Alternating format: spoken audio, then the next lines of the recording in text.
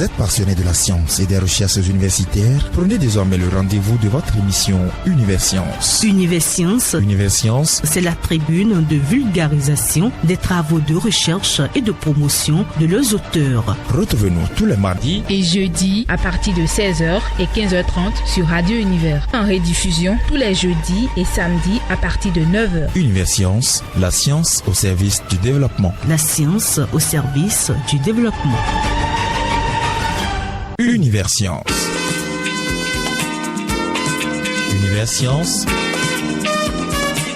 la tribune de l'expression de la science.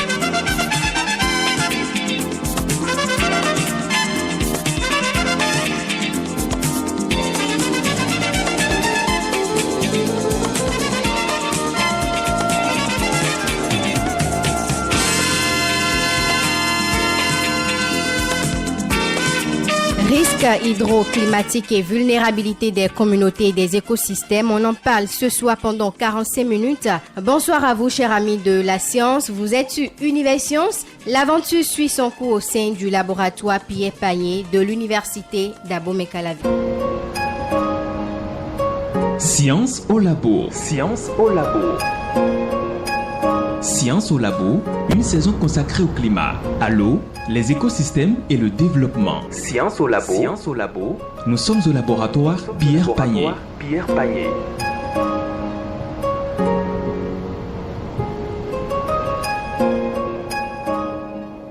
Nous sommes au laboratoire Pierre Pagné pour ce numéro de Science au LACED UAC.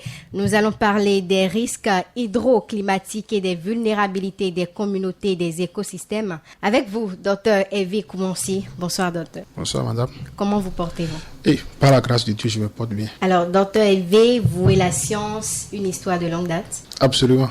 Les débuts étaient toujours difficiles, mais on fait avec pour le moment. Parlez-nous quand même de comment vous avez intégré le LACED UAC. Le début au LACED date dans les années 2003-2004. J'étais encore étudiant. Bon, je ne saurais dire que c'est mon dynamisme. J'ai été repéré par le professeur Vicent à l'époque, qui a dit, à la sortie d'un cours, me disait, il faut que tu travailles avec moi. Les débuts ont été comme ça. C'était pour des petites recherches liées à ces travaux. Progressivement, il m'a fait intégrer dans le laboratoire. J'ai fait ma maîtrise, après le 2A et par la suite la thèse. Alors 2013-2014, vous étiez en train d'intégrer le LACED UAC. 2003-2004. 2003-2004, donc oui. Déjà pratiquement combien d'années déjà? 2003-2004, ça fait disons 16-17 ans. Quel est le bilan de ce parcours de 17 ans au sein du LACED? Et j'avoue que le bilan est positif parce que si je suis enseignant-chercheur aujourd'hui, c'est grâce à l'expertise et grâce à l'expérience de LACED. J'avoue que j'ai été suffisamment formé au LACED. Moi, j'avais fait en licence, j'avais fait aménagement du territoire. D'accord. Mais aujourd'hui, grâce à LACED, je suis purement dans la géographie physique. Donc, même si je dis aux gens que j'avais fait aménagement du territoire avant de basculer sur géographie physique, beaucoup disent mais on ne sent pas ça en toi, on a toujours cru que tu as fait géographie physique depuis la base. Depuis la base. Non. C'est vrai qu'il n'y a pas, la limite entre les deux options n'est pas aussi tranchée. En géographie physique, on est beaucoup plus habitué à traiter les nombres, les mathématiques et autres, on est beaucoup plus amené à les utiliser beaucoup plus. Et c'est au sein du LACED que j'ai eu cette expérience-là. J'ai été formé au niveau du LACED par rapport à ces calculs-là. Alors, au sein du LACED, Dr Evie Koumonsi, vous avez, dans le cadre de votre thèse, mené vos recherches spécifiquement dans le bassin versant de la Sota, à l'exécutoire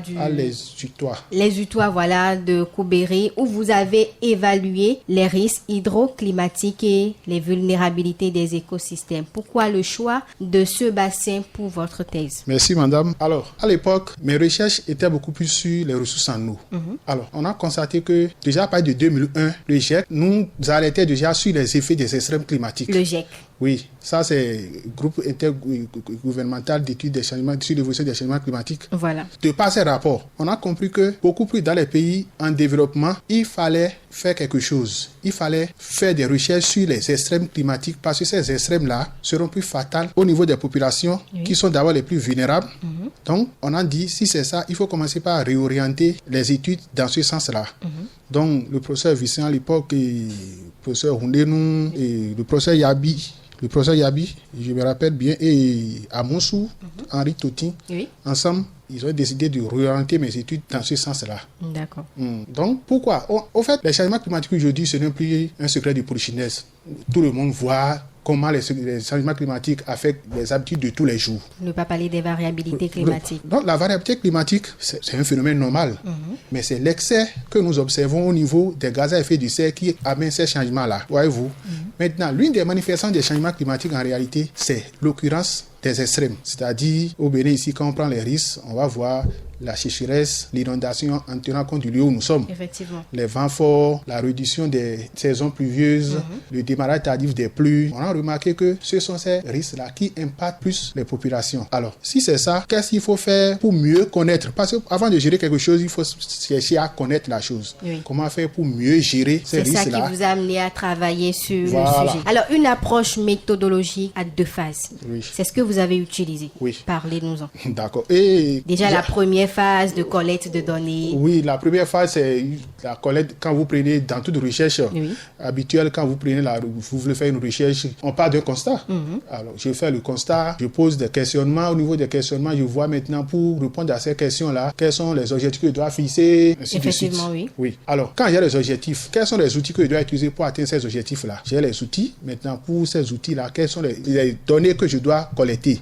J'ai les outils pour aller collecter ces données. Je mets en place une stratégie de collecte, recherche documentaire, les travaux de terrain. Vous comprenez un peu. Mais ici, dans le cas spécifique, on a fait les travaux de terrain, mais on a fait les travaux laboratoires. On a utilisé les cycles, d'accord? Et c'est à partir de ces cycles-là que nous sommes arrivés à mettre en place une méthodologie, un protocole qui nous permet de déterminer la vulnérabilité physique. Parce que quand on parle de vulnérabilité, il y a la susceptibilité du bassin à être prédisposé aux effets néfastes du risque et maintenant la vulnérabilité des populations elles-mêmes. Encore qu'au niveau des populations, il faut dissocier. La vulnérabilité au niveau des hommes n'est pas la même chose que la vulnérabilité au niveau des femmes. Au niveau des femmes. Même et au niveau des couches vulnérables, les couches vulnérables que sont les jeunes et les personnes âgées aussi. Alors, on va y revenir. Vous venez de parler de la première phase qui consistait à collecter les données dans le cadre de cette recherche. La seconde phase, vous avez regroupé les facteurs identifiés comme essentiels pour définir la vulnérabilité. Vous avez identifié le croisement à l'aide de techniques d'analyse spécifiques. Alors, parlez-nous de ces facteurs-là qui sont essentiels pour définir la vulnérabilité dans ce bassin. D'accord, merci madame. Et alors, lorsqu'on veut étudier le risque, dans la définition du risque, c'est vrai qu'il n'y a pas une définition universelle, mais tous les acteurs s'accordent aujourd'hui à dire que quand on prend le risque, c'est la vulnérabilité croisée par l'aléa. Vulnérabilité fois l'aléa. Bon, d'aucuns vous diront que c'est les enjeux fois la vulnérabilité fois l'aléa. Mais qui sont ceux qui sont vulnérables? C'est les enjeux. Et les enjeux ici, c'est l'ensemble de tout ce qui est activité humaine, tout ce qui est bien économique de la communauté. Donc, l'exercice de mathématiques. Donc, ici, on a considéré rien que nous, on a pris la vulnérabilité parce qu'on s'est dit que les enjeux, c'est les enjeux qui sont vulnérables. D'accord? Oui. Alors, donc, à partir de cette définition-là, qui est l'aléa fois la vulnérabilité, on a tenté, dans un premier temps, on a essayé de chercher les facteurs de vulnérabilité. Les facteurs de vulnérabilité, on est parti de ce qu'on appelle des modèles numériques du terrain. Ça, c'est purement cartographique. À partir de ces modèles numériques du terrain, vous pouvez chercher à voir les pentes. On a identifié la pente, on a identifié ce qu'on appelle le réseau hydrographique. À partir du réseau hydrographique, on peut chercher maintenant la zone d'influence des cours d'eau. On a la zone d'influence des cours d'eau, on a aussi la densité de drainage. La densité de drainage, ce n'est rien d'autre que la superficie du réseau hydrographique du réseau ou bien du cours d'eau sur la surface qu'il draine. Lorsque vous avez ça, je crois que ça fait il y a 3. Vous prenez maintenant la géologie. Voilà les 4 facteurs que nous avons. Maintenant, au niveau de ces 4 facteurs, on procède à ce qu'on appelle un regroupement. C'est-à-dire que le premier facteur, vous faites un regroupement d'ordre 1, 2, 3 pour voir fort, moyen et faible. Au niveau du densité de drainage, même chose. Au niveau du réseau hydrographique, même chose. Au niveau de la zone d'influence des cours d'eau, c'est la même chose. 3, 3, 3. Après, on les croise, on les met ensemble et on sort une carte de synthèse qu'on va appeler ici la carte de vulnérabilité. D'accord. Lorsqu'on finit ça, on va aller voir au niveau des enjeux. On va prendre, puisque l'inondation ici, le facteur qui crée l'inondation, c'est la pluie. Mais ce n'est pas la pluie simplement, c'est les fortes pluies, d'accord? Donc, on prend l'évolution des pluies maximales sur une période de plus de 30 ans, d'accord? Et on va essayer de voir quelle est la répartition de ces hauteurs pluviométriques maximales-là sur l'ensemble du bassin. D'accord. Là aussi, on va déterminer 3 niveaux. Ensuite, on va prendre maintenant les land use. Les land use, c'est l'occupation du sol. Ok. On va voir le comportement des formations végétales et le comportement au niveau des formations végétales. Oui. Lorsqu'on prend les forêts denses et la savane arborée, le comportement du ruissellement de l'eau n'est pas la même. Donc, on procède aussi à un reclassement. On a 3 niveaux. On croise ces 2-là pour avoir la carte de l'aléa. La carte de l'aléa et la carte de vulnérabilité, lorsqu'on les croise en tenant compte de la définition, vous avez la carte du risque d'inondation. Alors, assez de recherches, assez de croisements. Vous avez parlé de la cartographie des zones vulnérables à l'inondation. Oui. Quelles sont ces zones-là? Alors, l'exercice là nous a conduit à déterminer la carte du risque d'inondation qui nous permet de voir quelles sont les zones qui présentent un risque élevé d'inondation, quelles sont les zones qui présentent un risque moyen et les zones qui présentent un risque fort. D'accord? Donc, c'est comme ça qu'on est arrivé à identifier ces zones-là. Et en fonction de ces zones, on a fait des propositions pour dire si éventuellement on pouvait mettre en place des stratégies d'adaptation. Dans une zone où le risque est élevé, en principe, il est interdit de construire. Si on doit construire, il faut tenir compte des spécificités de ce milieu-là pour construire. Si ce travail avait été déjà fait au sud du Bénin, il y a des zones ici où on ne peut même pas construire. C'est parce que ce travail n'a pas été fait. Par exemple, lorsque vous prenez les zones comme Agla, les zones de Vasier et autres là, oui, on ne devait pas construire là. Parce que c'est des zones d'accumulation de l'eau. C'est des zones qui présentent un fort risque d'inondation. Donc, ce travail nous a permis d'avoir ces zones-là. Alors, vous avez parlé de zones à inondation élevée, à risque d'inondation élevé, risque d'inondation moyen, puis risque d'inondation vraiment, vraiment nul. Alors, parlez-nous de ces zones faibles. Voilà. Oui. Parlez-nous de ces zones spécifiquement dans le bassin de la Souta. Alors, dans le bassin de la Souta, lorsque vous regardez un peu, vous allez constater que les zones de Angara, Debou, Ndali et environ présentent des risques faibles à l'inondation. D'accord. Un peu plus loin, Gorgounou, les zones qui sont un peu plus proches de la rivière Souta, et à quelques 200 km, c'est des zones qui présentent un risque un moyen. D'accord. Alors, plus précisément, Guéné, Ndali et tout ce qui entoure là, c'est des zones qui présentent un risque assez élevé. C'est même pour ça que lorsque nous sommes déjà en septembre, vous allez constater que ces zones-là sont vraiment inondées.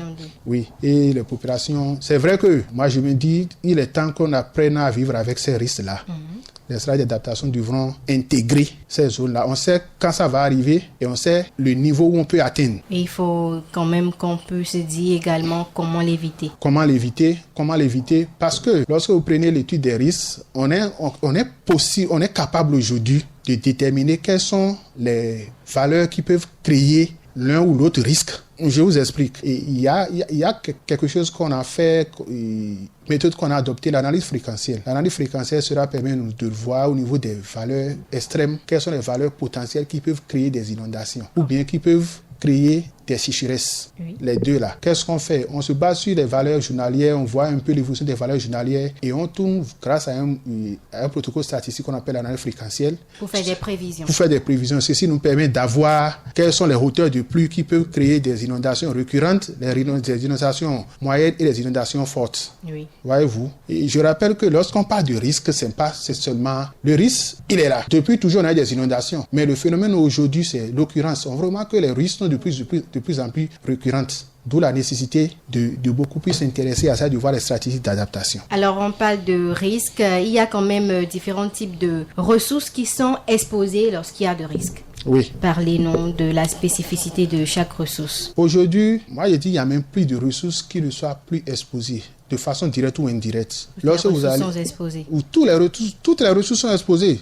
Toutes les ressources sont exposées. Lorsque vous allez dans un bassin versant ou dans un milieu landa où les populations font de l'agriculture, voyez-vous, souvent, on a fait un travail la dernière fois dans l'OME.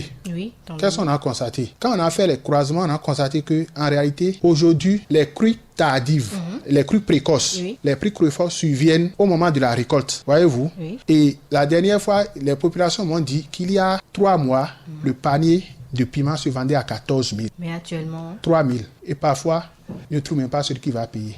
Pourquoi? Parce qu'il y a ce qu'on appelle les crues précoces et les crues dévastent tout sur son passage. Il y a un monsieur qui nous a dit que lui, il avait fait un truc de près de demi-hectare. Il était allé au champ, il a fait une récolte. Le lendemain, il devait repartir. Quand il est reparti, il a vu que tout son champ était déjà sous l'eau. c'est une perte. Oui. Le manioc, c'est la même chose. Donc, au niveau de l'agriculture, on a la destruction des cultures. Lorsqu'il y a assez d'eau, cela agit sur la croissance phrénologique des plantes. D'accord? Lorsqu'il y a inondation, vous allez constater que même les ressources en eau sont impactées. Effectivement. Parce que lorsque vous avez un puits et que les eaux montent, vous ne pouvez plus avoir accès à ces eaux-là, à ces puits-là. Oui. Non seulement, même si vous avez accès, vous allez voir que ces eaux-là sont contaminées par l'eau de ruissellement.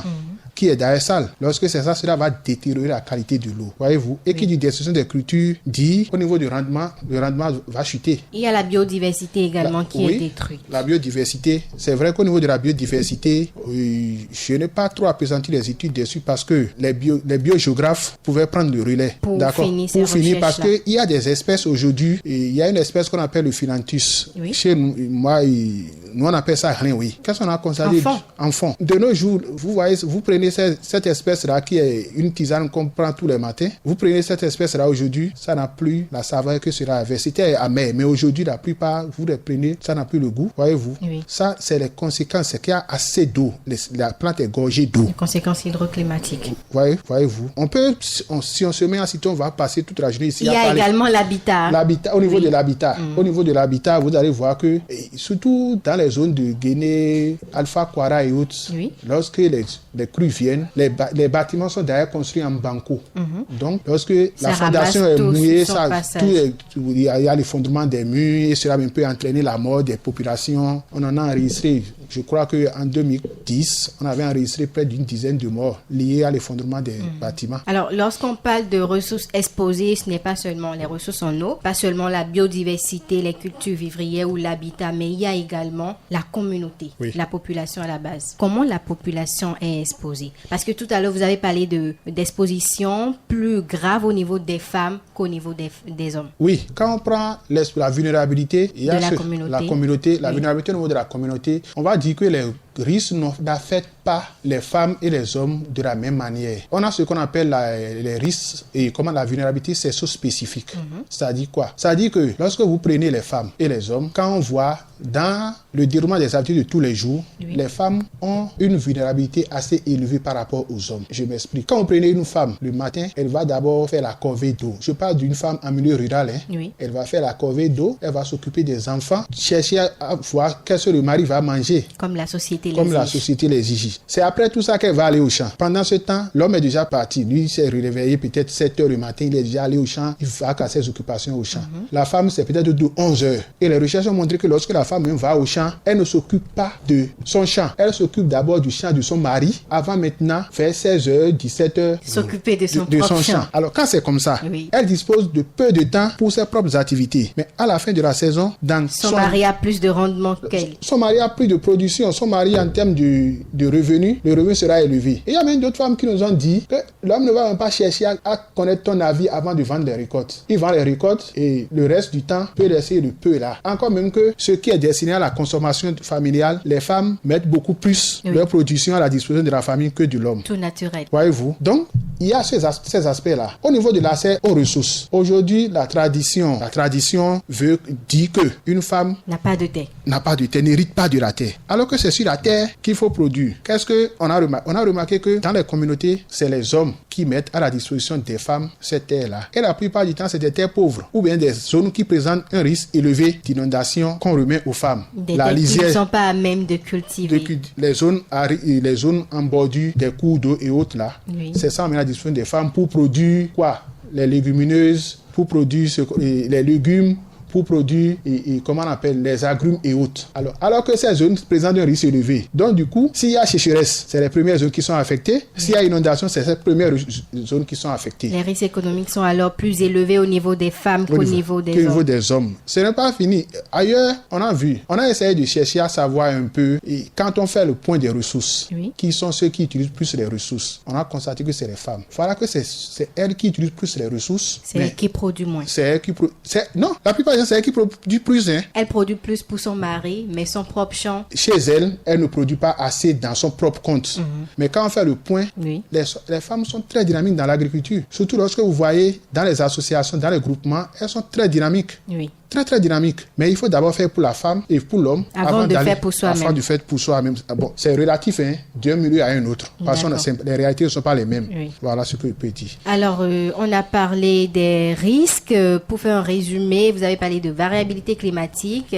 Les risques qui ne sont pas les mêmes au niveau des hommes qu'au niveau des femmes. Alors, on a parlé également de la faible capacité d'adaptation des populations. Oui. Alors, docteur Hervé Koumonsi, effet des risques hydroclimatiques sur les communautés, la vulnérabilité n'est pas la même chose partout. Parce que là, nous sommes en train de parler du bassin de Sota, mais vous avez travaillé également sur d'autres bassins. Oui. Vous avez parcouru l'Ouémé. Oui, on a fait d'autres recherches sur l'Ouémé, Volta, Koufo, Mono. On est resté dans la même dynamique. Est-ce que la variabilité des communautés est universelle? Non. La vulnérabilité des communautés ne peut jamais être universelle. Pourquoi? Parce que est-ce que les modes de moyens d'existence, c'est-à-dire les activités des hommes au niveau diffèrent d'un milieu à un autre.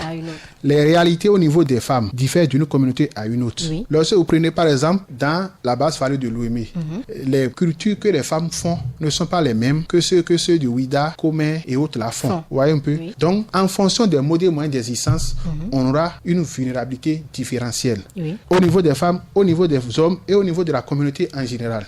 Voilà ce que je peux dire dans ce cas-là. Alors, parlons d'étapes de la gestion des risques et catastrophes hydroclimatiques. Oui. Au Bénin en général, qu'est-ce qu'on peut retenir? Ce qui est conseillé dans la gestion des risques et catastrophes, on met en place 3 phases. Il y a une phase qu'on appelle la phase de prévention, que d'aucuns nous diront que c'est une phase de pré-crise, d'accord? La phase de prévention, la phase de gestion de crise et la phase post-catastrophe qu'on appelle la phase de relèvement. Alors, on va revenir sur chaque phase. La phase de prévention pour commencer. Voilà. La phase de prévention, c'est l'ensemble, c'est un package de stratégies qu'on met en place pour prévenir ces risques-là. Je vais vous donner un exemple. Lorsque vous prenez les plans, les SAP, les systèmes d'alerte précoce. Les systèmes d'alerte précoce sont censés avertir les populations de l'imminence d'un risque. Voyez-vous? Et là, c'est au service climatique. Ça dit, si le cultivateur sait aujourd'hui que demain, on s'attend à une forte pluie, il prend ses dispositions. Je suppose que je vais aller mettre de l'engrais dans mon champ. Et à la radio, on me dit qu'il y a une forte pluie demain. Je n'irai pas. Je n'irai pas, d'accord? Donc, les systèmes d'alerte précoce, lorsque je sais qu'on me dit dans 10 jours, le niveau d'eau dans ma localité sera de 5 mètres ou de 2 mètres, cela me permet de prendre mes dispositions pour que lorsque l'eau arrive, que mes activités ou mes biens ne soient pas impactés. D'accord? C'est ça qui nous amène parfois à identifier les valeurs qui peuvent créer ces risques-là. Donc, si en amont, on a par exemple une hauteur, on a une pluie, on a enregistré une hauteur de pluie, à partir des modèles, on peut arriver à savoir qu'est-ce qui peut, à partir de la réponse du bassin, on peut savoir à un point X le temps que va parcourir l'eau pour venir à un point X. D'accord. Donc, cela permet d'avertir la population de l'imminence d'un risque. À part ça. Parlons de la prévention. Alerte info, comme vous l'avez appelé. Non, système d'alerte précoce. Système d'alerte précoce. Est-ce qu'il y a déjà sur le terrain des systèmes d'alerte précoce qui avertissent les populations, surtout au niveau du bassin de la Sota? Au niveau du bassin de la Sota, pas totalement. Il y en a quelques... Oui, c'est encore désuète. Parce que, mais vers Malanville, là où le risque est élevé, il y a des mécanismes, il y a des systèmes qu'on utilise pour avertir les populations. Comme par exemple? Il y a la NPC qui a mis en place une plateforme. Et à partir de cette plateforme-là, on avertit pratiquement tous les jours, selon la période où nous sommes, dans laquelle nous sommes, on avertit les populations à travers des bulletins d'information. Même à la radio, il y a des communiqués qui passent. Mais la question qu'il faut se poser est de savoir combien d'agriculteurs savent lire pour dire que attention, il y a combien d'agriculteurs écoutent la radio, voyez-vous? Alors, mais beaucoup plus vers le sud, par exemple dans la basse vallée de l'Ouémé et Koufo et Mono. Ces bulletins-là existent aussi, qui sont d'ailleurs même fréquents. La NPC fait l'effort de mettre en place à disposition, je crois, pratiquement toutes les semaines. Lorsque le risque est imminent, vous voyez, on envoie les bulletins. Est-ce que c'est également dans les langues locales? Justement, ça, je n'ai pas encore l'information. Mais est-ce que c'est dans les langues locales? J'ai essayé de savoir un peu au niveau des communautés. Est-ce qu'il y a des émissions comme ça qui se font? Elles m'ont dit... Pratiquement pas. Parfois. Alors que l'un des besoins fondamentaux des populations, population aujourd'hui, c'est l'accès à l'information climatique. Si on peut dire à l'agriculteur, aujourd'hui, si vous, dans 5 jours, les pluies vont commencer avec une petite marge d'erreur, la population saura quand est-ce qu'il faut planter, quand est-ce qu'il faut semer, quand est-ce qu'il faut labourer. Parce qu'aujourd'hui, le démarrage tardif des pluies impacte beaucoup plus les activités des populations. On a les premières pluies en avril. On fait le défrichage, on fait le labour, on sème. Mais les pluies ne viennent plus. Et ce qu'on a semé là, c'est quelques graines qui germent. Il faut revenir maintenant faire ce qu'on appelle le ressémis. Il faut encore semer dedans. Et quand la pluie commence maintenant, la pluie commence en 1 mois, toute la quantité d'eau qui devait tomber tombe en espace de 2 semaines. Regardez cette année par exemple. En 1 semaine, pour rien que le mois de juin, à l'université, lorsqu'on a vu au niveau de notre station météo, la quantité d'eau recueillie, c'est 600 mm. On a failli parler d'inondation. C'est pas qu'on a failli parler il y a inondation. On a évité la catastrophe. Parce que la catastrophe, c'est quand les stratégies d'adaptation que nous avons mis en œuvre là ne suffisent pas pour régler le problème. C'est là on parlera de catastrophe. Lorsqu'il y a des dégâts matériels, morts, d'hommes et autres, que les stratégies mises en place n'arrivent pas à juguler le problème, là, on parlera de catastrophe. Voyez-vous?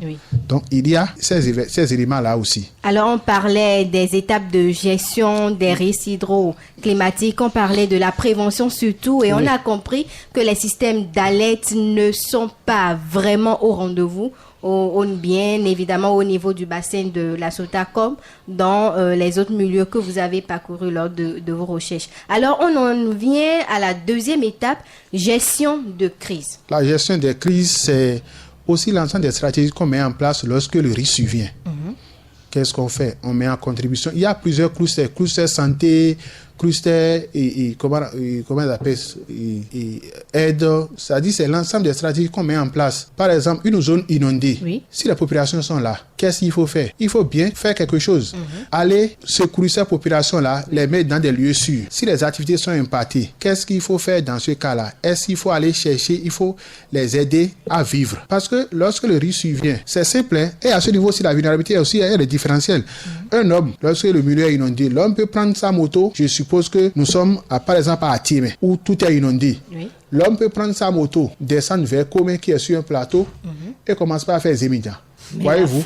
Mais qu'est-ce que la femme va faire? La femme est obligée de rester avec les enfants. Effectivement. D'accord? Donc, même si on doit déplacer les populations pour aller mettre dans les zones sûres, on déplace les enfants et la femme. Donc, la femme est là, s'occupe des enfants, veille sur les biens de la famille. L'homme, il fait Zémidia ou toute autre activité.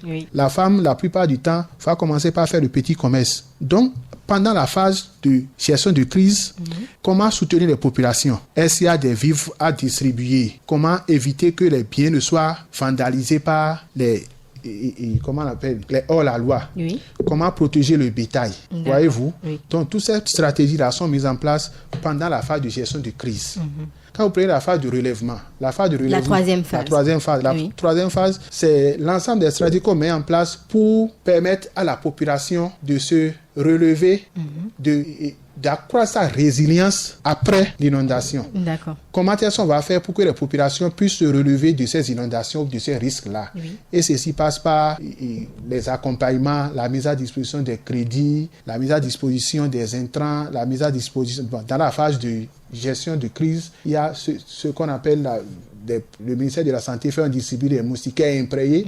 Même si d'autres prennent ça pour faire aujourd'hui les palissades au niveau des jardins. Effectivement. Alors, donc, il y a cette phase de relèvement-là. On aide les populations à se relever de ces risques-là. Alors, j'ai parcouru avec intérêt votre document, votre thèse, et j'ai noté que vous avez proposé qu'on diversifie les sources de revenus des communautés de ces zones, de votre zone de recherche, ce qui pourrait contribuer à limiter les risques liés aux extrêmes hydroclimatiques par rapport à l'agriculture pluviale. Vous voulez en savoir plus? Alors, l'une des stratégies d'adaptation qu'on prône le plus, c'est la diversification des activités. Même au niveau de l'agriculture, on demande aux producteurs de ne pas faire de la monoculture. C'est-à-dire, par exemple, vous produisez rien que le manioc. Si vous produisez rien que le manioc ou rien que le maïs, et que le risque survient, si votre culture est vulnérable par rapport à ce risque-là, vous perdez tout. Effectivement. D'accord? Alors que si vous faites un peu de manioc, un peu de maïs, Un peu d'haricots. un peu d'haricots, de nébé, un peu de, au moins 2 à 3 cultures. Oui. La résistance de ces cultures par rapport au risque n'est pas la même. Donc, vous êtes très sûr de récolter au moins quelque chose, d'avoir au moins quelque chose à la fin de la saison, quel que soit le risque qui va survenir. Voyez-vous? Oui. C'est ça qu'on appelle la diversification agricole. D'accord. Maintenant, au niveau de la diversification des activités, Oui. par exemple, la femme, elle fait le commerce. D'accord? Oui. Il y a d'autres petites activités qu'elle peut associer à ça. Donc, si les risques impactent plus les activités agricoles, elle pourra se contenter du peu qu'elle aura au niveau des autres activités. D'accord. Voyez-vous? Oui.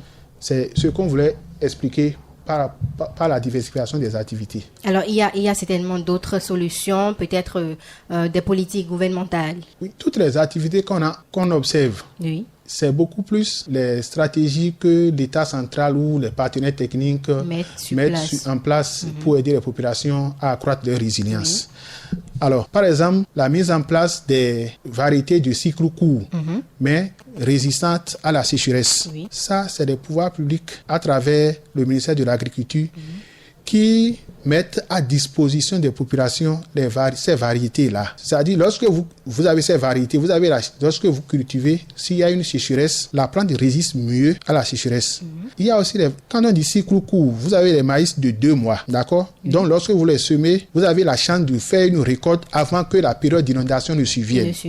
Voyez-vous? Oui. Donc, il y a ces variétés-là. Nous, on a été surpris quand on est allé dans les centres de recherche, mais les gens ont tellement développé les variétés, mais ces variétés ne sont pas vulgarisées. D'accord. Donc, il y a un travail qu'il faut faire à ce niveau-là. Moi, j'ai travaillé avec une ONG, Crédel Bénin, où ils ont mis en place, ils sont allés dans les centres de recherche là, et ils ont mis en place des fermes témoins, des fermes écoles, où ils sont allés chercher ces variétés qu'ils ont données aux populations, aux agriculteurs, et les agriculteurs font maintenant, comment on appelle, font le maraîchage. Ils font des fermes, ils produisent ça pour maintenant enseigner la technique à d'autres agriculteurs, oui. à d'autres personnes de la population. Oui, oui. Alors, est-ce qu'on ne pourrait pas également faire de l'agriculture hors sol? Oui, on peut faire de l'agriculture hors sol, mais ce n'est pas vraiment adapté. Ce n'est pas vraiment adapté parce que l'agriculture hors sol, vous voyez, si vous n'avez pas les moyens, vous ne pouvez pas emblaver une grande superficie. L'agriculture hors sol, c'est beaucoup plus conseillé dans les centres urbains, où on peut, à côté de sa clôture, ou bien sur la dalle de la maison, faire quelques pots et autres. Alors, mais de façon industrielle, il vous faut suffisamment de moyens. D'accord. Alors, parlons de réduction de ces risques hydroclimatiques dont nous venons de parler au Bénin. Quelles sont les stratégies qui sont mises en place de façon générale? De façon générale, il y a des stratégies endogènes et des stratégies purement scientifiques. Les stratégies endogènes, c'est, vous voyez, les populations préfèrent, lorsqu'il y a une inondation survienne, on crée des rigoles pour faire évacuer l'eau, on crée ce qu'on appelle des drains pour faire évacuer l'eau. En cas de sécheresse, c'est le contraire, on irrigue le champ. D'accord? Mais, par exemple, dans les aménagements hydro-agricoles, dans l'un ou dans l'autre cas, on met en place ce qu'on appelle des forages qui permettent aux populations d'irriguer le champ. Voyez-vous? Donc, on met en place des systèmes d'irrigation qui, de plus en plus, sont perfectionnés. Vous allez voir qu'il y a une dizaine ou vingtaine d'années, c'était avec des seaux qu'on arrivait à irriguer, à arroser ces champs-là. Mais aujourd'hui, c'est un système de tuyauterie qu'on met en place, qu'on arrive à irriguer. Donc, il y a cette stratégie-là que l'État central ou les ONG, les partenaires mettent à disposition. Alors, parlons de stratégie endogène. Il y a également les savoirs ethno-climatologiques. Oui. On en a parlé le mardi dernier avec le docteur Akibo Akindele. Oui, cette stratégie, c'est les indicateurs qui permettent aux populations de savoir s'il y aura pluie ou s'il y aura inondation. Sécheresse. Oui, cette stratégie-là existe. Où les populations, il y a des espèces, lorsque vous les voyez, vous voyez que ces espèces-là ou ces animaux-là commencent pas à chanter ou commencent pas à apparaître, sera présage de l'imminence d'un phénomène. Oui. Que ça peut être la sécheresse, ça peut être l'inondation ou tout autre phénomène. Alors, nous sommes pratiquement à la fin de cette émission, Dr Hervé Koumansi. Au sein du LACED, quels sont les projets que vous pilotez actuellement et qui vont dans le sens de la réduction des risques hydroclimatiques ici au Bénin? Et de façon individuelle, non. Ok. Non. De façon collective. Individuelle, de façon collective. Moi, je peux dire que je suis un chercheur junior. Avec 13 ans d'expérience. Oui. Oui, il y a des gens qui ont 20 ans d'expérience. Oui. D'accord. Les projets sont sous la supervision du directeur de l'équipe du laboratoire. D'accord. Nous travaillons sous ceux-là. Oui. Et aujourd'hui, on travaille beaucoup plus sur la résilience des populations, surtout des femmes. D'accord. On aborde aussi tout ce qui est lié au changement climatique. Hein. Il y a un tas de projets sur lesquels nous travaillons. Si tu veux me citer, peut-être que je vais trop citer. Vous pouvez en citer 3, 4 ou 5. Il y a des partenaires avec qui nous travaillons, par exemple, la NPC, nous faisons le travail avec la NPC, nous faisons le travail avec CRIDEL, l'ONG, l'ONG IDID. Ce sont des partenaires avec qui nous travaillons tous les jours. Alors, Dr Hervé Koumansi, un mois avant qu'on ne puisse conclure cette émission. Et je voudrais vous remercier pour le travail que vous faites.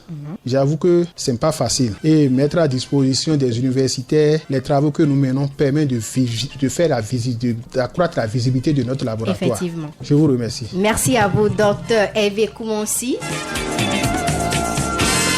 Alors, risque hydroclimatique et vulnérabilité des communautés et des écosystèmes, on en a parlé ce soir pendant 45 minutes. Nous avons reçu le Dr Hervé Koumansi qui fait partie du LACED UAC. Patrick Adossou m'a conduit durant cette émission à la réalisation Frujus Kotomale.